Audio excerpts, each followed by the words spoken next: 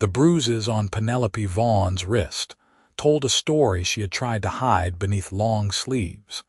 But the desert heat of Gila City, Arizona, made such concealment nearly impossible in the summer of 1878.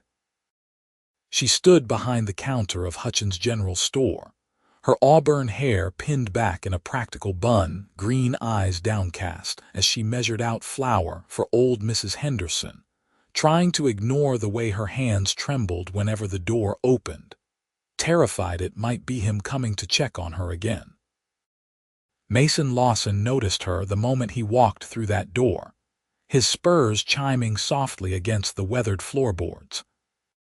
He had ridden into Gila City 3 days prior, a cattle hand looking for work at the nearby ranches, tall and broad-shouldered with sun-darkened skin and dark brown hair that curled slightly at his collar. But it was not her beauty that caught his attention first, though she was lovely. It was the flash of fear in her eyes when she glanced up, the way she instinctively took a step backward before realizing he was not whoever she expected. "Afternoon, madam," Mason said, keeping his voice gentle as he approached the counter. "Looking for some tobacco and ammunition if you have it." Penelope's shoulders relaxed slightly, though her smile remained cautious. "We have both, sir. What caliber?" "44, he replied, watching as she moved carefully, noting how she favored her left side as though her ribs pained her. He had seen injuries like that before, back when his own mother had suffered under his father's hand until the day Mason had grown big enough to put a stop to it. The memory made his jaw tighten. She gathered his items with practiced efficiency, wrapping them in brown paper. As she reached across the counter to hand him his purchase, her sleeve rode up, revealing the mottled purple and yellow fingerprints circling her delicate wrist. Their eyes met, and Penelope yanked her arm back, color flooding her cheeks. "That will be $1.30, she said quickly, her voice barely above a whisper. Mason paid without comment, but something fierce and protective stirred in his chest. He tipped his hat and left, but the image of those bruises haunted him as he walked his horse down the dusty main street toward the boarding house where he had taken a room. Gila City was a rough mining town carved out of the Arizona desert, born from the silver strikes in the nearby mountains. The Gila River provided enough water to sustain a population of hard men seeking fortune, along with the merchants and families who followed opportunity. It was a place where people minded their own business, where a woman's bruises might go unremarked upon, especially if the man who put them there had money and influence. Mason learned about Penelope's situation that evening over whiskey at the Lucky Strike Saloon. The bartender, a grizzled man named Dutch, was talkative after his second drink. "That is Vaughn's girl," Dutch explained when Mason asked about the woman at the general store. "Penelope. Been working there about a year now. Her man is Carter Blackwell, owns the largest silver claim in the territory. Rich as Croesus and mean as a rattlesnake, but nobody crosses him. He has got 6 men working for him who would shoot you soon as look at you." "She his wife?" Mason asked, keeping his tone casual. "Might as well be." He set her up in a little house on the edge of town, bought her pretty dresses, gave her that job so she would have something to do. But she is his property, make no mistake. Any man who looks at her twice tends to find himself on the wrong end of Blackwell's temper. Dutch leaned in conspiratorially. "Saw her come to work with a black eye last month. She said she fell. Nobody believed it, but nobody said anything neither." Mason's grip tightened on his glass. "Why does she not just leave?" Dutch laughed, but there was no humor in it. "Leave and go where?" "Blackwell would hunt her down like a dog. He has got men in every town between here and Tucson. Besides, she has got no family, no money of her own. What is she going to do, walk across the desert?" The answer sat bitter in Mason's mouth. He had seen this before. women trapped by circumstance and fear, with nowhere to turn and no one willing to help. But something about Penelope's frightened green eyes had burrowed under his skin, and Mason had never been good at walking away from trouble. Over the next 2 weeks, Mason found reasons to visit Hutchins' general store. He needed rope. He needed jerky for the trail. He needed new gloves. Each time he made polite conversation with Penelope, careful to keep his distance to seem unthreatening. Slowly, so slowly, she began to relax around him. Her smiles became more genuine, reaching her eyes. She laughed once at a joke he made about his horse's stubborn temperament, and the sound was like water in the desert. "You are different from most men in this town," she told him one afternoon when the store was empty. She was restocking shelves, and he was pretending to examine saddle blankets. "How so?" Mason asked. "You treat me like a person," Penelope said simply, "not like something to be used or owned. You look at my face when you talk to me, not like you are calculating what I might be worth." The words hung between them, heavy with meaning. Mason set down the blanket he had been holding and moved closer, though he kept the counter between them, maintaining propriety. "Every person deserves to be treated with respect," he said quietly. "Man or woman, that is how I was raised. Your mother must be a good woman." "She was. She passed 5 years ago." Mason paused, then added, "My father was not kind to her. I was too young to stop it for a long time, but when I got big enough, I made it clear it would not happen again. She had 10 good years of peace before the fever took her." Penelope's eyes glistened with unshed tears. Her hand moved across the counter, stopping just inches from his. "I am sorry for your loss. And I am sorry that any man has raised his hand to you," Mason replied, his voice rough with emotion. "You deserve better than fear." She withdrew her hand quickly, glancing nervously toward the door. "You should not say such things." "If Carter heard, if anyone told him you had said something like that." "I am not afraid of Carter Blackwell." "Then you are a fool," Penelope whispered urgently. "He has killed men for less than what you just said. Please, Mr. Lawson, for your own safety, you need to stay away from me." But Mason could not stay away, and Penelope did not truly want him to.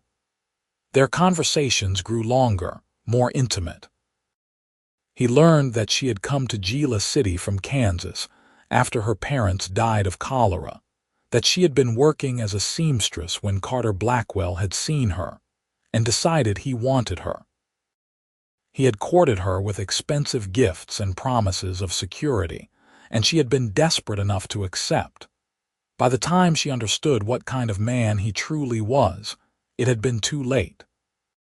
"The first time he hit me was 3 months after I moved in with him," she confided one evening just before closing time. The summer sun was setting, painting the sky in shades of orange and purple. I had smiled at a merchant who was delivering supplies. Carter said I was flirting, that I was trying to make him look like a fool. He backhanded me so hard I saw stars. Then he cried and apologized and swore it would never happen again. "But it did," Mason said softly. "It always does." Penelope's voice was hollow. "It got worse after the first time. Now he barely needs a reason. If dinner is not ready when he wants it, if I look at him wrong, if he has had a bad day at the mine, and the things he says." She trailed off, shaking her head. "He tells me I am worthless, that I am lucky he puts up with me, that no other man would want something as pathetic as me. He says if I ever try to leave, he will find me and kill me, and I believe him." Mason's hands clenched into fists at his sides. "You could leave. I could help you." "And go where?"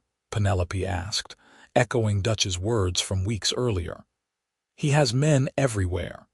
Even if I made it to another town, what would I do? I have no money, no prospects. At least here I have a roof over my head and food to eat, even if the price is." She gestured vaguely at herself, at the evidence of Carter's abuse that she tried so hard to hide. The price is too high, Mason insisted. Penelope, you are living like a prisoner. That is not a life. It is the only life I have. But there were tears on her cheeks now, and Mason wanted nothing more than to reach across the counter and pull her into his arms, to promise her that everything would be all right. He settled for reaching out and gently taking her hand, mindful of the healing bruises. If you ever decide you want out, you come find me. I will help you, I swear it. Penelope looked at their joined hands, then up at his face, and something shifted in her expression. Hope, fragile and frightened, but hope nonetheless. Why would you do that? You barely know me. Mason could have given her a dozen practical reasons, could have talked about justice or doing the right thing. Instead, he told her the truth. Because when I look at you, I see someone worth saving. Because you deserve to smile without fear. Because from the first moment I saw you, I have not been able to stop thinking about you, and the idea of any man hurting you makes me want to burn the world down. The air between them crackled with tension. Penelope's lips parted, her breathing quickened, and Mason knew she felt it too, this thing growing between them that was far more than simple compassion. I should not feel this way about you, she whispered. It is wrong. I belong to Carter. You do not belong to anyone but yourself, Mason countered. And what you feel, what we feel, that is not wrong. That is the first right thing in a long time. They might have stayed like that forever, hands clasped across the counter, eyes locked, if the door had not suddenly banged open. Penelope jerked away as though scalded, and Mason turned to see a hard-faced man in expensive clothes striding in. Carter Blackwell was not a large man, but he carried himself with the confidence of someone who had never faced real consequences. His hair was slicked back with pomade, his mustache waxed to sharp points, his dark eyes cold and calculating. "Penelope, darling," Carter said, his voice silky smooth. "I have been looking for you. Mrs. Henderson mentioned you were here late." "I was just finishing inventory, Carter," Penelope replied, her entire demeanor transformed. She stood smaller, her voice meeker, her eyes downcast. Mason hated seeing her like this, hated the man who had taught her to shrink herself. Carter's gaze swung to Mason, assessing and dismissive. "And who might you be, Mason Lawson? I was just buying some supplies." At closing time, Carter's tone was pleasant, but there was steel underneath. "How fortunate that my Penelope was here to help you, though I do hope you were not keeping her from her duties. She has responsibilities at home, after all." The possessive emphasis on my made Mason's blood boil, but he kept his expression neutral. "I appreciate her assistance. I will be going now." He tipped his hat to Penelope, careful not to let his eyes linger, and walked out into the cooling evening air. But he did not go far. Something told him to wait, to watch, and Mason had learned to trust his instincts. He positioned himself in the shadow of the building across the street, eyes on the general store's door. 10 minutes later, Carter emerged with Penelope. His hand was clamped around her upper arm, gripping hard enough that even from a distance, Mason could see her wince. Carter was talking, his voice too low to hear, but his body language was aggressive, threatening. Penelope looked terrified. Mason's hand moved to his revolver, but he forced himself to stay put. Starting a gunfight in the middle of town would not help Penelope. It would only get them both killed. But watching Carter march her down the street toward the small house at the edge of town, seeing her stumble and nearly fall as he yanked her along, was one of the hardest things Mason had ever done. He made a decision then.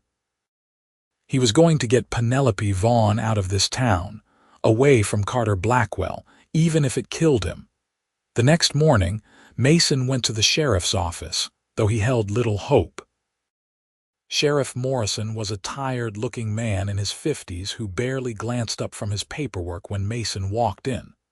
"Let me guess," Morrison said. You want me to do something about Carter Blackwell beating his woman. You know what he is doing to her? Mason asked, anger flaring. Course I know. Whole town knows. But knowing and proving are two different things, and even if I could prove it, Blackwell owns half this town. The mayor, the judge, the mining company president, they all owe him money or favors. I bring charges against him. I will be out of a job by sundown, and whoever replaces me will not even pretend to care. Morrison finally looked up, his expression weary. You think I like it? I have got daughters of my own. But I am one man with a tin star in a town that runs on silver, and Blackwell has more silver than God. My advice to you, son, is to forget about Penelope Vaughn and ride on. There is nothing you can do for her that will not end with you dead in the street. Mason left the sheriff's office feeling disgusted, but not surprised. He had seen how money and power protected evil men before, how the law bent and broke for those who could afford to break it. If there was going to be any justice for Penelope, it would have to come from outside the system. He spent the day preparing. He bought supplies for a long ride, enough for 2 people. He scouted the road leading north toward Tucson, noting places where they could rest, where water might be found. He checked and rechecked his weapons, cleaned his rifle, loaded his revolver. And when night fell, he made his way to the small house at the edge of town where Penelope lived. Light glowed in the windows. Mason crouched in the darkness, watching, waiting. Around 9 o'clock, Carter Blackwell emerged, climbing onto his horse. He rode off toward the center of town. Presumably to drink and gamble, as Dutch had mentioned, was his habit most nights. Mason waited another 30 minutes to be sure, then approached the door and knocked softly. Penelope opened it a crack, her eye widening when she saw him. Mason, you cannot be here. If Carter comes back, if anyone sees you. Let me in, Mason said quietly. Please, we need to talk. She hesitated, then opened the door wider. Mason stepped into the small, neatly kept house. It was furnished expensively, but there was no warmth to it, no personal touches that suggested Penelope felt at home here. She was wearing a simple cotton dress, her hair down around her shoulders, and there was a fresh bruise blooming on her left cheekbone. He did that because of me, did he not? Mason asked, his voice tight with fury. Because I was in the store last night. He said I was making eyes at you, Penelope replied, unconsciously touching the bruise. He said if he ever caught me looking at another man like that again, he would make sure I could not see at all. Come with me, Mason said urgently. Right now, tonight, I have supplies, a good horse. We can be miles away before he even knows you are gone. And then what? Penelope asked, but there was something different in her voice now, something that had not been there before. She was actually considering it.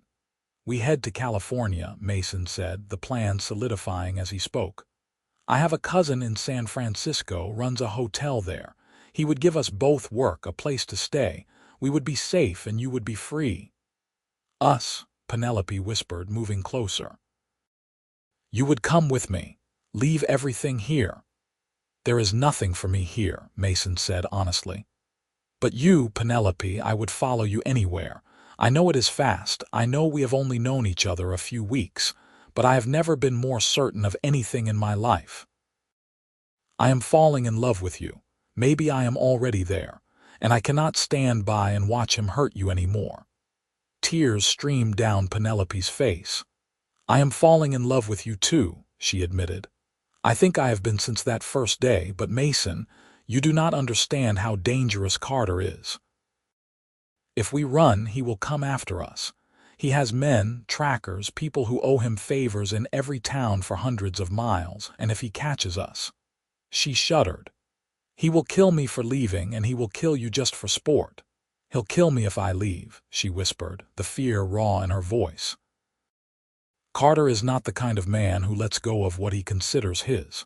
He has told me 100 times, I am his until the day I die, and if I ever try to leave, He will make sure that day comes quick."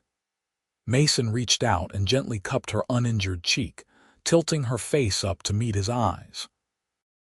His voice was steady, certain, filled with a quiet strength that made her breath catch. "He'll have to go through me first. I will not let him hurt you again, Penelope. I swear it on my life." The declaration hung in the air between them, a promise and a challenge. Penelope searched his face, looking for doubt, for hesitation, but found only fierce determination. This man, this good, brave man, was offering her something she had thought lost forever: hope. "We would have to leave tonight," she said, her voice trembling but growing stronger. "He will be gone for hours still. We could have a head start." "Then pack light and fast," Mason instructed. "Only what you absolutely need.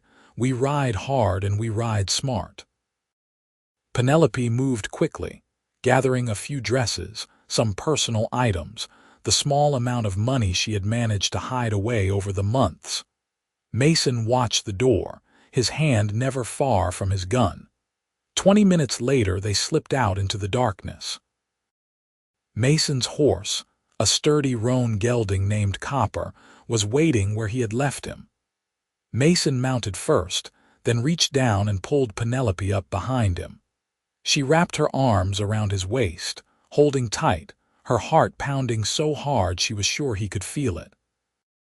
They rode north out of Gila City, following the silver ribbon of the river under the light of a half-moon.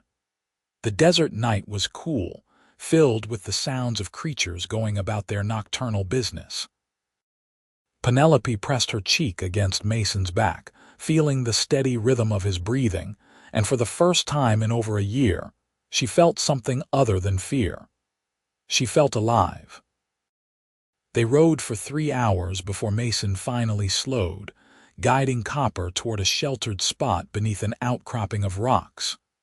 "We will rest here for a bit," he said quietly. "Let Copper drink and recover. We have got a long way to go still." He helped Penelope down and she stumbled slightly, her legs stiff from the ride. Mason steadied her with strong hands, and suddenly they were standing very close, his hands on her waist, her hands on his shoulders, the desert night wrapped around them like a blanket. "Thank you," Penelope breathed, "for believing I was worth saving." "You were always worth saving," Mason replied. His hand came up to trace the line of her jaw, feather-light, reverent. "You are worth everything." She kissed him then, rising on her toes to press her lips to his. It was a gentle kiss at first, tentative and sweet, but it deepened quickly, a year of loneliness and fear melting away in the warmth of his arms. Mason pulled her closer, and Penelope went willingly, losing herself in sensations she had never experienced before. Carter's kisses had been demanding, possessive, taking without giving. Mason kissed her like she was precious, like she was treasured, like she was loved. When they finally broke apart, both breathing hard, Mason rested his forehead against hers. "I have wanted to do that since the day I met you," he confessed. "I wish you had done it sooner," Penelope replied with a shaky laugh, "though I suppose the timing was not exactly ideal." "We will have all the time in the world now," Mason promised. "Once we are safe, once we are far from here, we can build a real life together, if that is what you want." "It is all I want," Penelope assured him and kissed him again. They rested for an hour, then mounted up and continued north. Mason's plan was to follow the Gila River as far as they could, then cut west toward Yuma before heading up to California.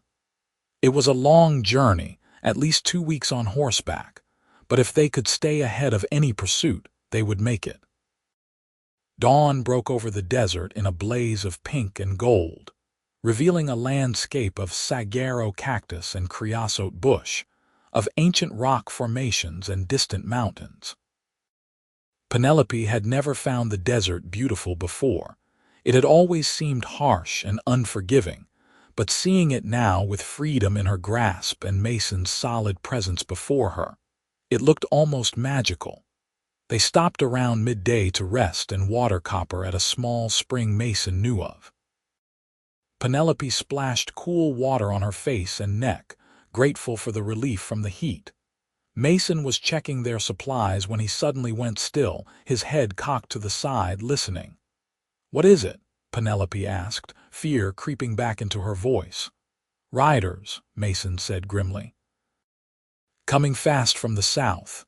Could be anyone, but we are not going to wait to find out. Come on." They mounted quickly and rode hard, pushing copper as much as they dared. But the riders behind them were gaining, and as the afternoon wore on, Penelope could hear the thunder of hoofbeats, the shouts of men on their trail. "It is them," she gasped. "It is Carter's men. He found out. He is going to catch us." "Not if I can help it," Mason growled.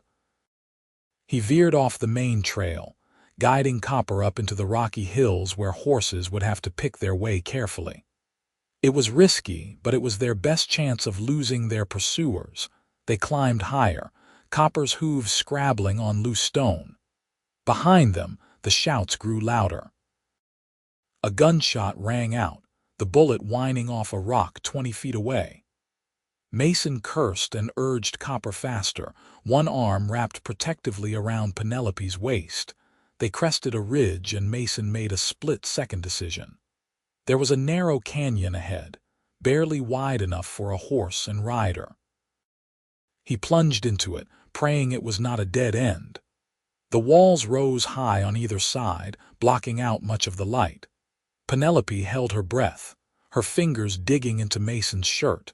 The canyon twisted and turned, growing narrower. Then, blessedly, it opened out onto a flat plain with a scattering of juniper trees.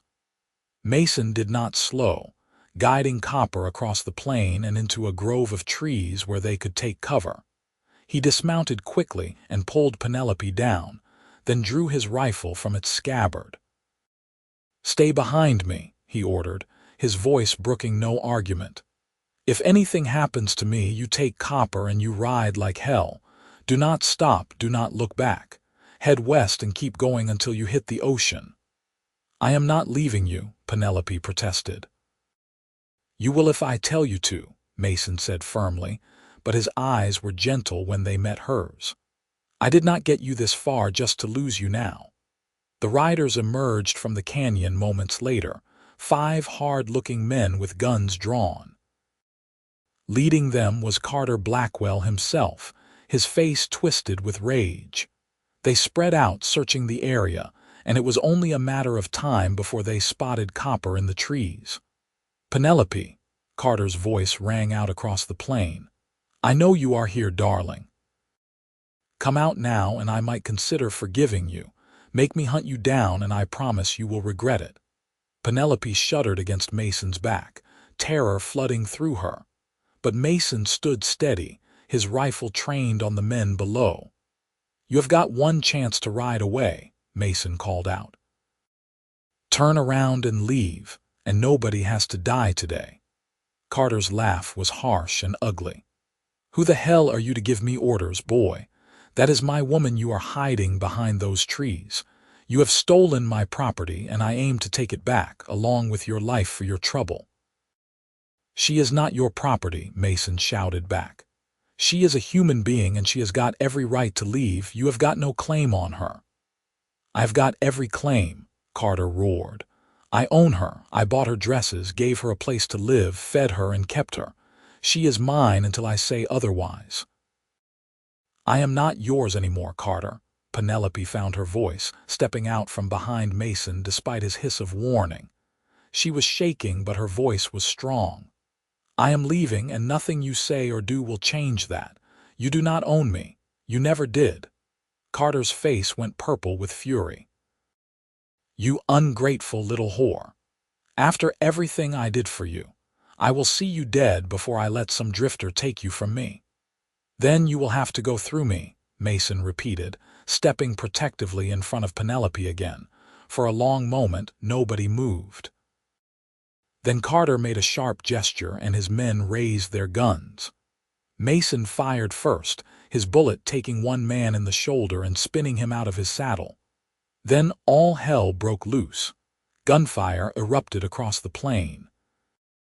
Mason dropped to one knee, using a tree for cover, firing with careful precision. Another of Carter's men went down, but there were too many of them and they were spreading out, trying to flank their position. "Take copper and go," Mason yelled at Penelope as he reloaded. "No," she screamed back. "I told you, I am not leaving you." A bullet splintered the tree trunk above their heads, raining bark down on them. Mason fired again, then again. One of Carter's men fell from his horse with a cry. But Carter himself was advancing, firing his revolver with cold precision. Mason felt a burning pain as a bullet grazed his left arm, but he did not stop shooting. He could not stop because if he did, Carter would reach Penelope, and he had sworn to protect her. He had sworn she would not go back to that life, but his rifle clicked empty and he had no time to reload. Carter was 20 yards away and closing. Mason dropped the rifle and drew his revolver, but Carter fired first. The bullet hit Mason in the chest, high on the right side, and he staggered backward, blood spreading across his shirt. "No!" Penelope's scream was raw and agonized. She caught Mason as he fell, lowering him to the ground, her hands pressing desperately against the wound. Carter walked up, his gun trained on them both.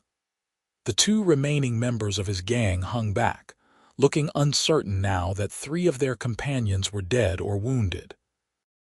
"Look at you," Carter sneered at Penelope, "crying over some cowboy who thought he could steal from me.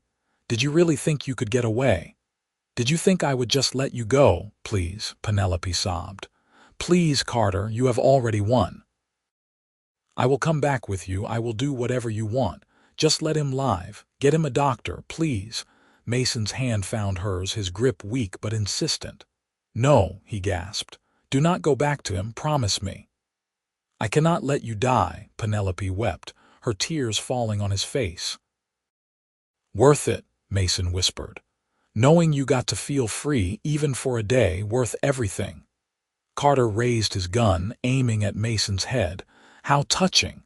"Do not worry, he will not suffer long." The gunshot was deafeningly loud, but it did not come from Carter's gun. Carter jerked forward, a look of surprise crossing his face, and then he crumpled to the ground. Behind him, Sheriff Morrison sat on his horse, his rifle still raised, smoke curling from the barrel. "Figured you two might need some help," Morrison said conversationally, as though he had not just shot a man. He gestured and more riders appeared from the canyon, 5 men wearing deputy stars. "Soon as Blackwell tore out of town this morning with his thugs, I knew what he was about. Could not let him murder 2 people in cold blood, no matter how much silver he has got." Carter's remaining men dropped their weapons and raised their hands. Morrison's deputies moved in to secure them. The sheriff dismounted and walked over, looking down at Mason with concern. "That looks bad, son. We need to get you to a doctor fast." "There is a mission about 10 miles west," one of the deputies said. "They have got a priest who knows medicine. It is closer than going back to town." They moved quickly, fashioning a travois from branches and blankets to carry Mason. Penelope refused to leave his side, riding beside him, holding his hand, willing him to keep breathing. His face was pale, his breathing shallow, and blood soaked through the bandages she had wrapped around his chest. The mission was a small adobe structure in a green valley, sustained by a spring that bubbled up from the rocks. The priest, Father Gonzalez, was a middle-aged Mexican man with gentle hands and years of experience treating wounds.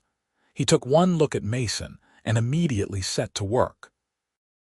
"The bullet went clean through," he told Penelope hours later, his hands stained with Mason's blood. "He lost a lot of blood and there is risk of infection, but he is young and strong. If he makes it through the night, he will likely recover." Penelope sat by Mason's bedside for 3 days, barely eating, barely sleeping. She prayed more in those 3 days than she had in her entire life, making bargains with God, promising anything if he would just let Mason live. Sheriff Morrison visited, bringing news that Carter Blackwell had died from his wound, that his men were in custody, that the judge had ruled it a clear case of self-defense.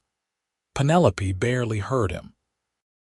All that mattered was the man lying pale and still in the bed before her, fighting for his life because of her. On the fourth morning, Mason's eyes fluttered open. "Penelope," he rasped. She was at his side instantly, tears of relief streaming down her face. "I am here. I am right here." "You are going to be all right, Carter?" he asked. "Dead," she told him. "The sheriff killed him. It is over. We are free." Mason's hand found hers, his grip stronger than it had been. "Free," he repeated, and despite his pain, despite everything, he smiled. "We made it." "We made it," Penelope agreed and kissed him softly. Mason's recovery was slow but steady. Father Gonzalez proved to be an excellent physician, and under his care the wound gradually healed. Penelope never left Mason's side, and as the days turned into weeks, their bond deepened. They talked for hours about their pasts, their hopes, their dreams for the future. Mason spoke of his childhood in Texas, of learning to ride and rope from his grandfather, of watching his mother suffer and vowing he would never be the kind of man his father had been. Penelope shared memories of her parents, of the life she had had before cholera had stolen it away, of the mistakes she had made and the lessons she had learned. "I should have left Carter the first time he hit me," she said one afternoon as they sat in the mission's courtyard, watching hummingbirds dart among the flowers. "I should have walked away right then." "You were alone and frightened and trying to survive," Mason replied, his arm around her shoulders. "There is no shame in that. What matters is you found the courage to leave in the end." "I found you," Penelope corrected. "You gave me the courage." "We saved each other," Mason said, and kissed the top of her head. 6 weeks after the shooting, Mason was strong enough to travel. Sheriff Morrison had returned to Gila City, but he left word that there were no charges against either of them, that as far as the law was concerned, they were free to go wherever they pleased. Mason and Penelope sat with Father Gonzalez in his simple study, discussing their plans. "We still aim to go to California," Mason explained. "My cousin has a place in San Francisco. We can start fresh there." Father Gonzalez nodded thoughtfully. "It is a long journey still, but before you go, may I offer you something?" He smiled gently. "You two are clearly in love, and from what I have seen, you are committed to facing whatever the future brings together. Would you allow me to marry you, to bless your union before you begin this new chapter?" Mason and Penelope looked at each other, and the same answer shone in both their eyes. "Yes," Penelope breathed. "Yes, I would like that very much." They were married 3 days later in the mission's small chapel. Penelope wore a simple white dress that one of the local women had made for her, with wildflowers in her hair. Mason wore new clothes, his wound still tender but his back straight, and his eyes full of love as he watched his bride walk toward him. Father Gonzalez performed the ceremony in both English and Spanish, his voice rich and warm. When he pronounced them husband and wife, Mason pulled Penelope into his arms and kissed her as the tiny congregation of mission residents and a few local families cheered. "I love you, Mrs. Lawson," Mason whispered against her lips. "I love you too," Penelope replied, her heart so full she thought it might burst. "More than I knew it was possible to love anyone." They honeymooned at the mission for another week, taking long walks through the valley, swimming in the spring-fed pool, learning each other's bodies with tender reverence. Then, provisioned and blessed, they set out west for California. The journey took nearly a month, but it was nothing like their desperate flight from Gila City. This time they traveled at a leisurely pace, camping under the stars, cooking over open fires, talking and laughing and falling deeper in love with each passing day. They saw the desert give way to mountains, the mountains give way to forests, and finally, on a bright morning in late October of 1878, they crested a hill and saw the Pacific Ocean spreading blue and vast before them. "It is beautiful," Penelope gasped, staring in wonder at more water than she had ever imagined in her life. "Not as beautiful as you," Mason said, pulling her close. San Francisco was overwhelming after the small towns they were used to, a bustling city of hills and cable cars, of Chinese immigrants and gold rush pioneers, of opportunity and industry.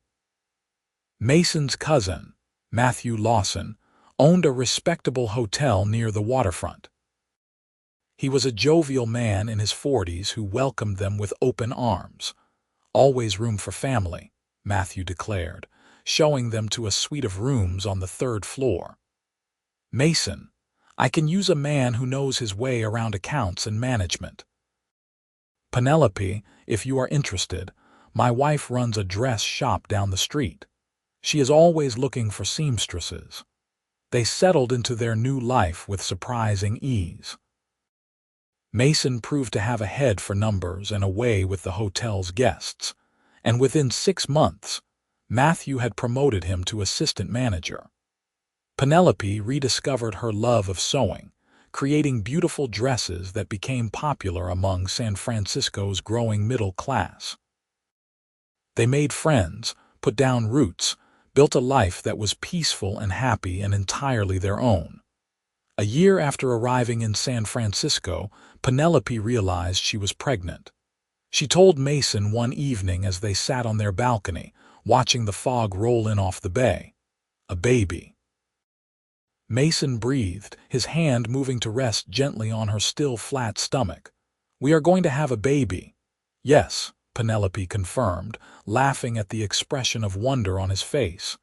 "Are you happy?" "Happy." Mason pulled her into his lap, holding her as though she were made of spun glass. "Penelope, I have never been happier in my entire life. You have given me everything. A home, a purpose, love, and now a child. You have given me everything I never knew I needed." Their son was born in the spring of 1880, a healthy baby with his father's dark hair and his mother's green eyes. They named him Samuel, and Mason was instantly besotted. Penelope would often find him in the nursery, just watching their son sleep, a look of fierce protectiveness and tender love on his face. "I will never let anyone hurt him," Mason told her once, his voice solemn. "And I will never be the kind of father mine was. Our children will grow up knowing they are loved and safe and cherished." "I know," Penelope said softly, wrapping her arms around her husband. "You are the best man I have ever known, Mason Lawson. Our children are lucky to have you." 2 years later, they welcomed a daughter, Rose, a bright-eyed little girl who had her father wrapped around her finger from the moment she was born. The family moved into a house of their own, a charming Victorian on a quiet street where Samuel and Rose could play in the yard, and Mason could tend the garden he had always wanted. Penelope sometimes thought back to that terrified woman she had been in Gila City, trapped and hopeless, convinced she had no future beyond fear and pain. It seemed like a lifetime ago, like something that had happened to someone else. That woman was gone, replaced by someone stronger, someone who had learned she was worthy of love and respect, someone who had fought for her freedom and won. On their 5th wedding anniversary, Mason took Penelope to a fancy restaurant overlooking the bay. After dinner, as they walked along the waterfront in the soft evening light, he pulled her to a stop and turned to face her. "I have been thinking," he said, his eyes serious, "about how we met, about everything we went through, and I realized something. I would do it all again. Every moment, every hardship, every risk. I would do it all again in a heartbeat, because it led me to you. Tears pricked Penelope's eyes. "You saved my life, Mason, not just from Carter but from giving up on myself. You showed me that I deserved better, that I was worth fighting for. You gave me back my life." "You saved mine too," Mason insisted. "I was drifting before I met you, just going through the motions. You gave me purpose. You gave me a reason to be the man I always wanted to be. You gave me love, Penelope. Real, true, lasting love." She pulled him down for a kiss, long and sweet and full of promise. Around them, San Francisco bustled and hummed, the city of gold and second chances, but in that moment, all that existed was the two of them and the life they had built together. "I love you," Penelope whispered. "Forever and always." "Forever and always," Mason echoed, and meant it with every fiber of his being. Years continued to pass in contentment. Matthew eventually retired and sold Mason the hotel, making him a successful businessman in his own right. Penelope's dress shop expanded, employing a dozen seamstresses and becoming one of the most sought after in the city. Samuel grew into a thoughtful, kind young man who wanted to be a doctor. Rose proved to have her mother's talent with needle and thread, along with a gift for design that promised she would continue her mother's legacy. In 1890, as they celebrated their 12th wedding anniversary, Mason and Penelope sat on their front porch, watching the sunset paint the sky in shades of orange and gold. Their children were inside, arguing good-naturedly over a game of checkers, their laughter floating out through the open windows. "You ever wonder what would have happened if I had not walked into that general store?" Mason asked, his fingers laced with Penelope's. "Every day," Penelope admitted. "I wonder where I would be, who I would be, if you had not shown me there was another way. But then I remember you did walk in. You did see me, and you cared enough to help a stranger who had no claim on you." "You had every claim on me from that first moment," Mason said softly. "My heart knew you before my head caught up, and I have never regretted a single choice I made that brought me to you." "Not even getting shot?" Penelope asked with a wry smile. "Not even that," Mason confirmed. "Though I will admit the recovery was not pleasant." They sat in comfortable silence, the kind that only comes from years of partnership and deep understanding.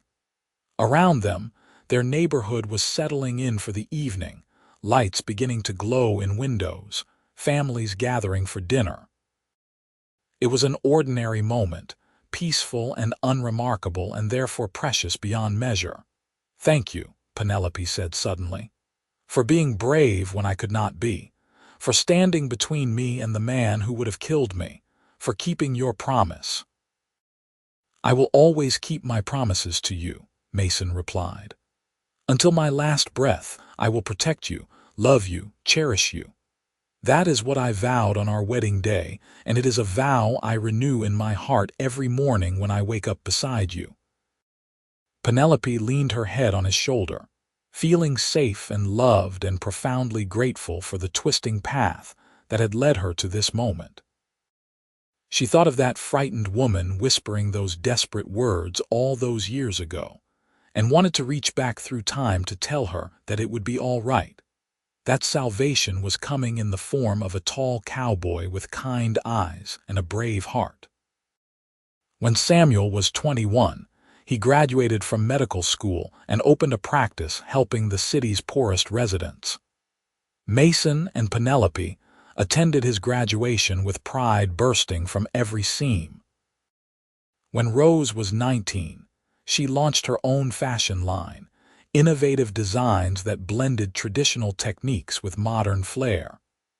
Her parents were her loudest cheerleaders at her first show.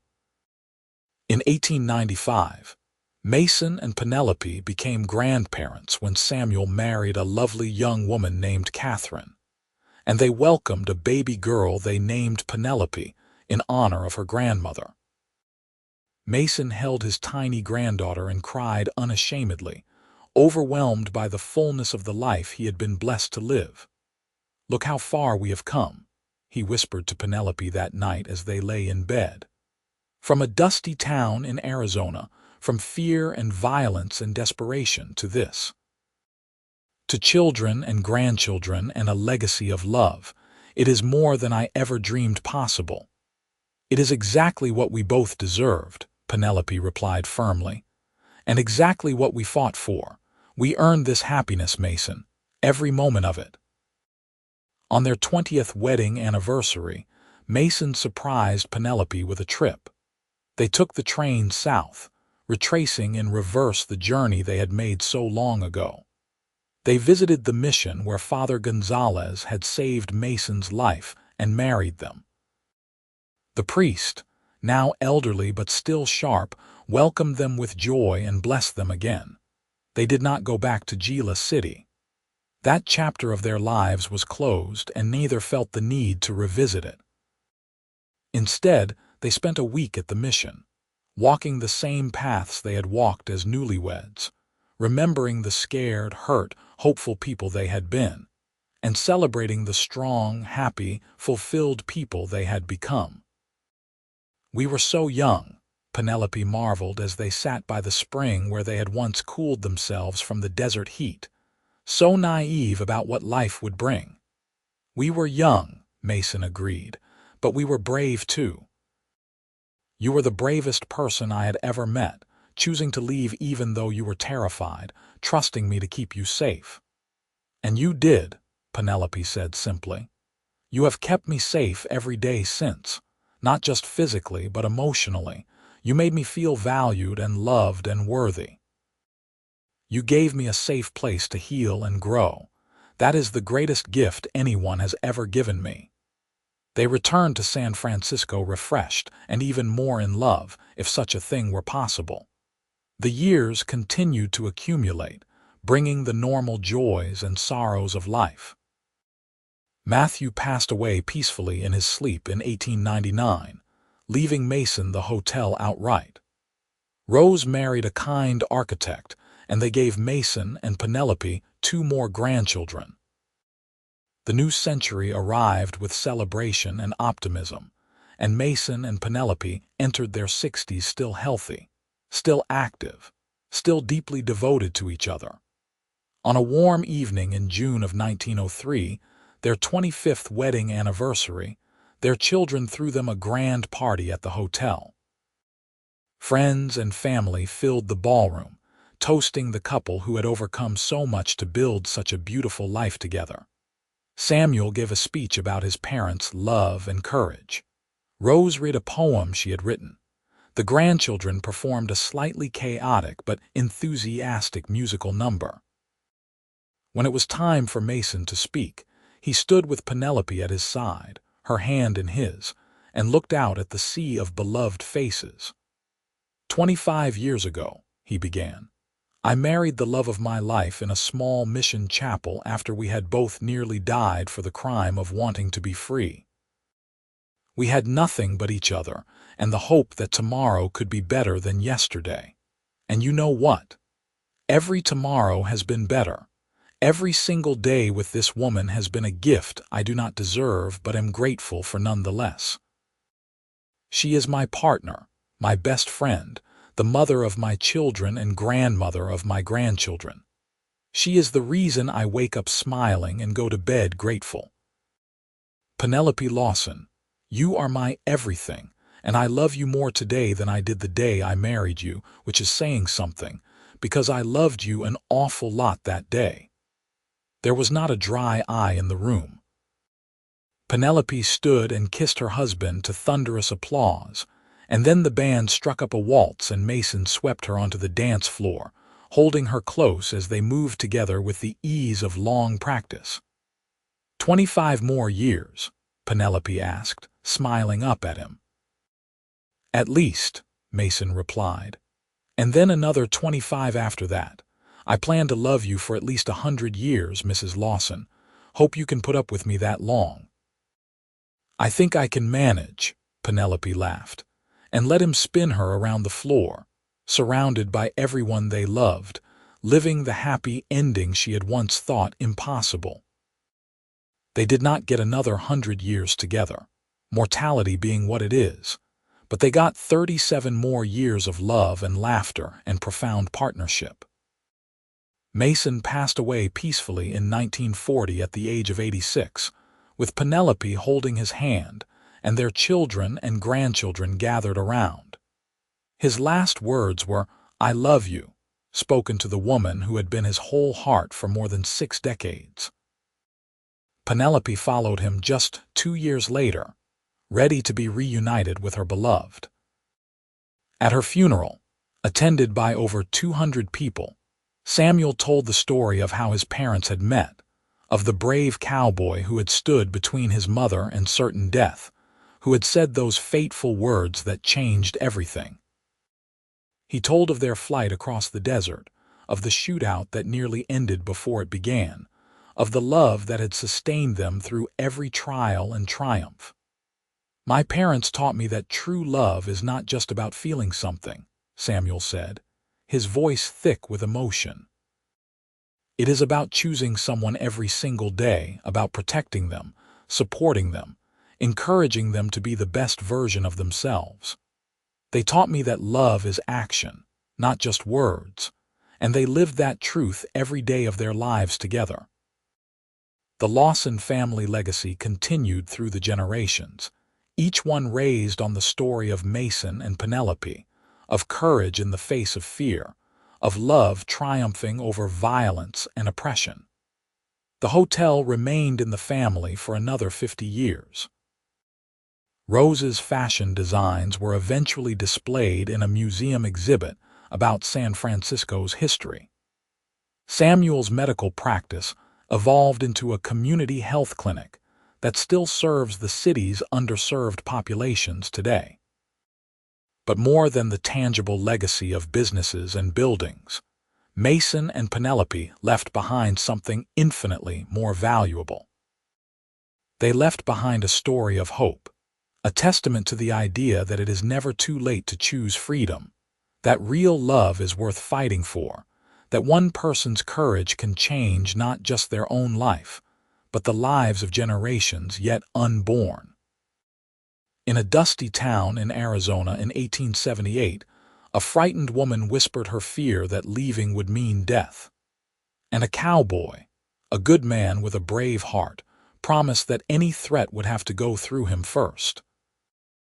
That promise, that moment, that choice, rippled forward through time, creating waves of love and life and possibility that touched hundreds of lives and will continue to touch lives for generations to come. That is the power of love. That is the power of courage. That is the legacy of Mason and Penelope Lawson, two ordinary people who did extraordinary things simply by refusing to accept that fear and violence would have the final word. They chose love instead, and love made all the difference.